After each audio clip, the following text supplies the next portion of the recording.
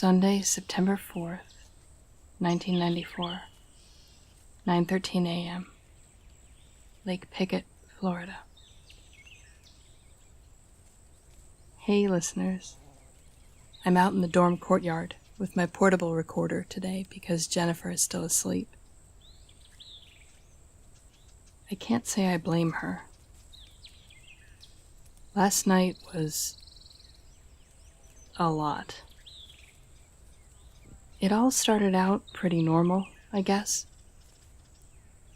Jennifer and Jason and I went to the lake, and we set out lanterns and watched the fireworks. But then things got weird. Music is a big deal here at Econ State, and there are a lot of student bands of all different types of music.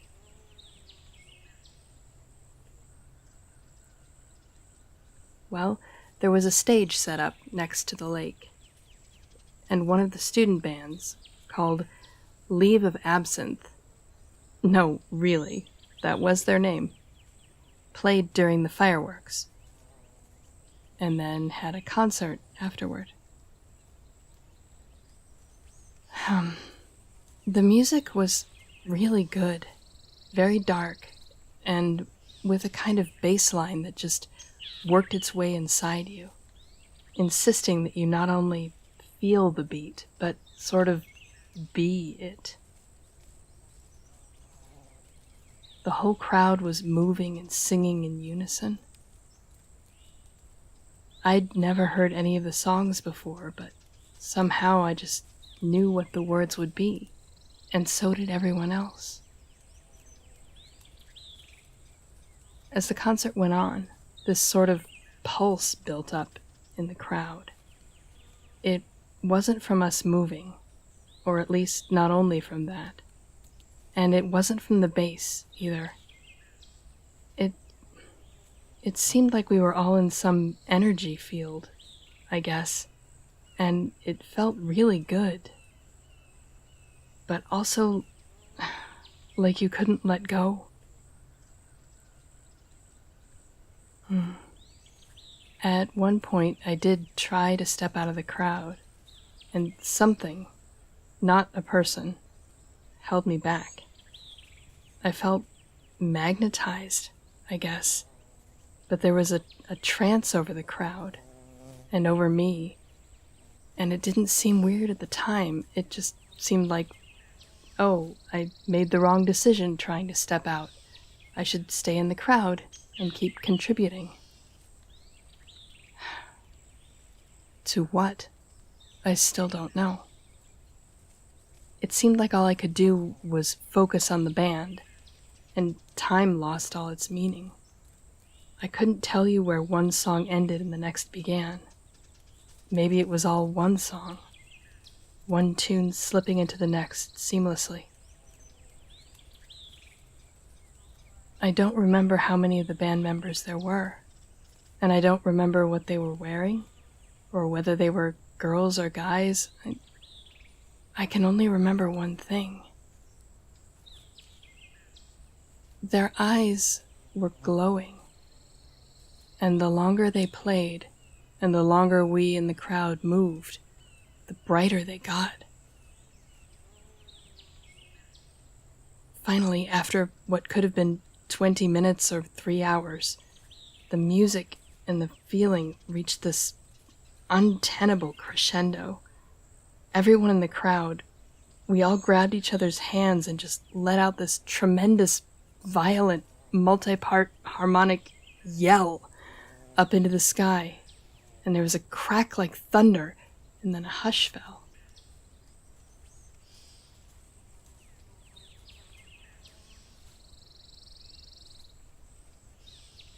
As the crowd dispersed, and the band packed up and left the stage, nearly everyone was smiling like a war had just ended.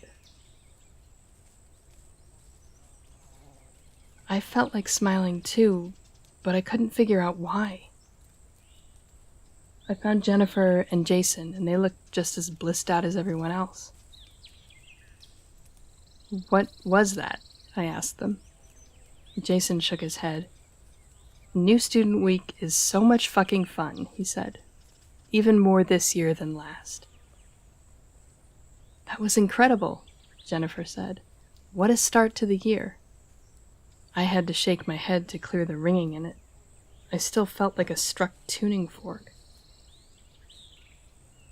But I managed to make it back to Hyperion with them. Jason left shortly after that, and Jennifer and I went to bed. I was so tired I could barely climb up to my bunk, and it didn't feel like only the exhaustion from the move. The stars on our ceiling swam in front of my vision, glowing like the eyes of the band members, and I must have fallen asleep, but I don't remember actually getting there. Just dreams, one after another, but ones in which I was certain I could feel myself still lying in the bunk, and could hear Jennifer's breathing and was aware of everything in the dreams, but also of everything going on around me in the real world too. I don't feel particularly rested this morning, but I also don't want to try to sleep anymore. It didn't seem to do what it was meant to. Being outside seems to help, though. And yes, I did remember my allergy pill. But what was that last night? Was it a mass hallucination? I don't think so. I really felt it.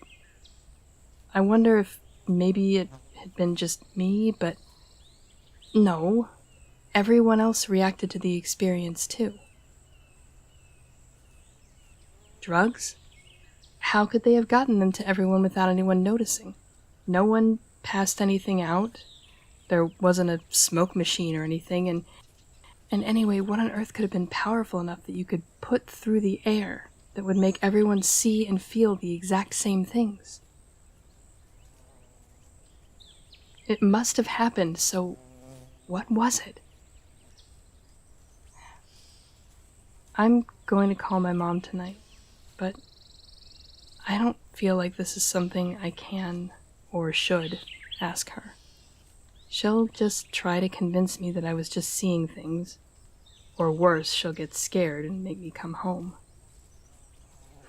I can't let this adventure end before I've even gotten started.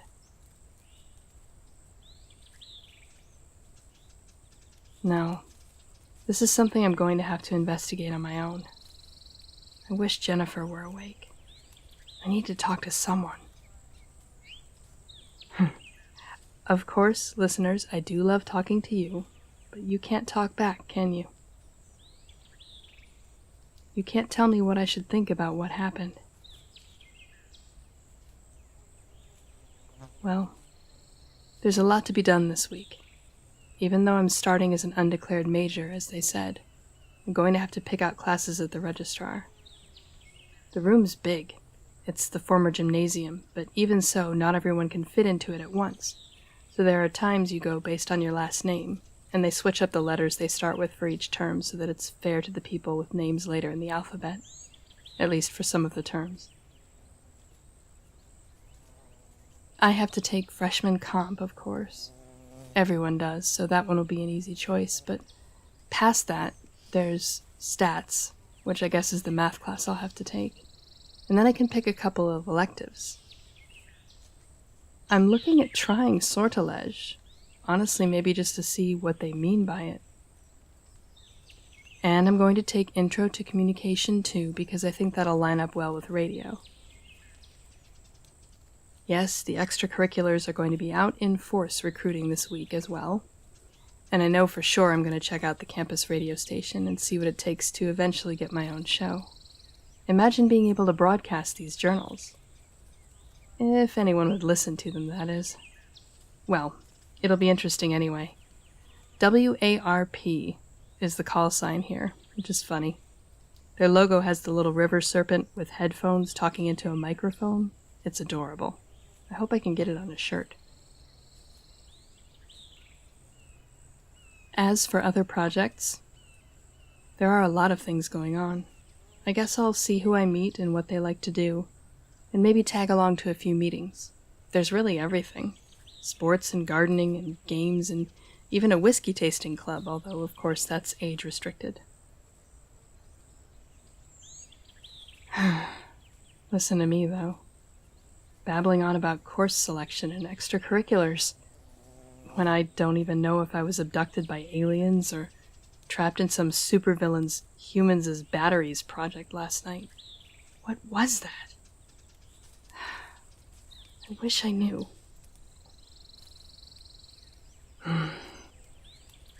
I'm gonna head off to breakfast now and give Jennifer some more time to sleep. I hope she remembers what happened last night. I hope she remembers more of it than I do. I hope she has some answers, because I don't like uncertainty. I would always rather know, even if the answer isn't good. Once you know, you can make a plan. I can't make a plan about this right now. I can't do anything. But yes, breakfast first. I'll talk to you later, listeners.